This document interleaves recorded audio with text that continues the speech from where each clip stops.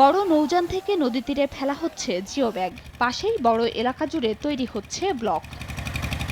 চলতি বছর 17 মে শুরু হয় শরীয়তপুরের জাজিরা উপজেলার পদ্মা নদী রক্ষা প্রকল্পের কাজ। প্রথম ধাপে 0 পয়েন্ট থেকে বড়কান্দি ইউনিয়ন পর্যন্ত 8.67 কিলোমিটার নদী তীরে ফেলা হচ্ছে জিও ব্যাগ। দ্বিতীয় ধাপে ব্লক ডাম্পিং ও তৃতীয় ধাপে ব্লক প্রেসিং এর মধ্য দিয়ে শেষ হবে স্থায়ী বেড়িবাঁধ নির্মাণের কাজ। প্রতিদিন 1400 শ্রমিক 22 থেকে 25,000 জিও ব্যাগ ডাম্পিং করছেন।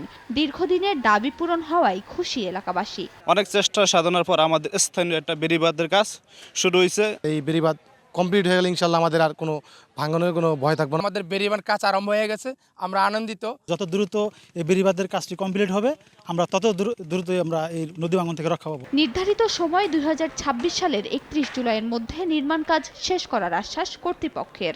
নগদের কাছে সব গ্রাহকই প্রিয়, তাই তো সারা দেশে ক্যাশ আউট চার্জ সবচেয়ে কম।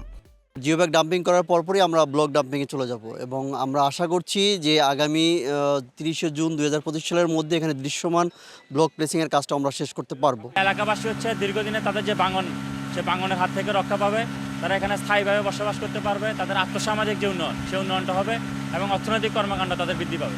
জাজিরার পদ্মা নদী রক্ষা প্রকল্পের ব্যয় ধরা হয়েছে প্রায় 860 কোটি টাকা। সময় সংবাদ, শরীয়তপুর।